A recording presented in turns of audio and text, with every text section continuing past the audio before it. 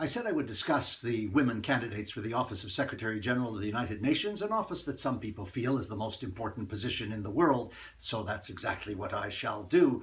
And in the process, you will recall I'm jettisoning all of the male candidates.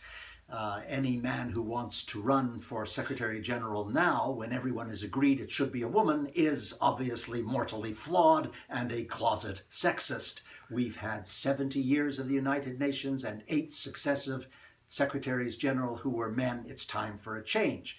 And there are 4 women who are declared candidates, and they presented themselves to a committee of the General Assembly a couple of weeks ago to answer questions from the member states. And as I said to you last week, we had a spy in the environs. It struck me that there's something slightly abrupt and angular about the word spy. So let's say we had a subterranean mole in the proceedings, and between the information that I got on that basis and that I've accumulated myself by looking at the various presentations and watching the question and answer, I have the following views. First, one of the 4 candidates has to simply go, quietly depart. And that's Natalia Gurman from Moldova, a foreign minister, who is undoubtedly a nice person, but was simply not up to the job, doesn't have the gravitas for the job.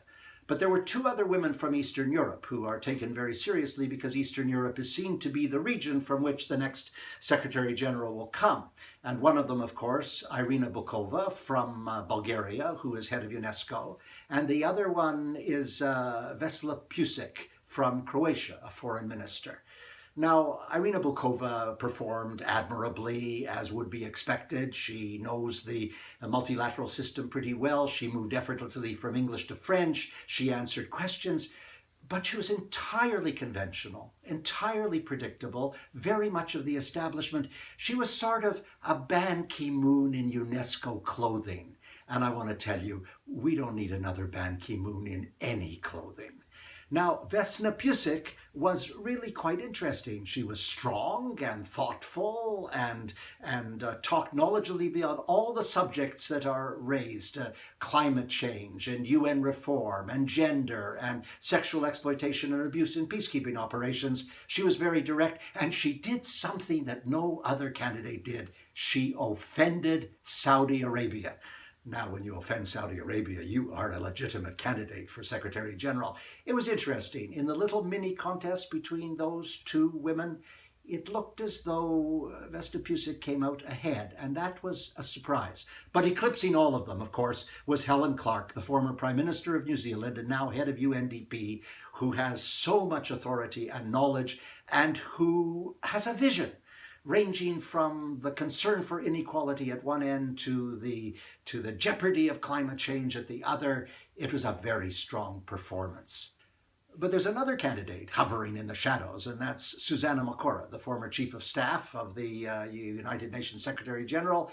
And she resigned that position recently, became Foreign Minister of Argentina, and is now campaigning behind the scenes for the job of Secretary General, although, of course, she denies it. Oh, it's so wearying. People engage in these subterfuges of denial. But actually, she has a problem. And the problem is that she was named in a report authored by a review panel that was appointed by the Secretary General of the United Nations to see how the UN had handled the issue of sexual exploitation and abuse committed, in this instance, by non-UN peacekeepers in the Central African Republic, sexual abuse of young children. Now, the report said that Susana Macora convened a meeting which was an ill-considered meeting, which would give rise to speculation about the possibility that there was a conspiracy afoot. That's not good language about a candidate for Secretary General. Of course, Susana Macora disputed those findings in an appendix which was added to the report, but the words from her were not terribly persuasive. That's a real obstacle for a candidate. It leaves Helen Clark clearly in the lead. Helen Clark is intelligent. You know, we haven't had intelligence in the Secretary General's habitat for 10 years.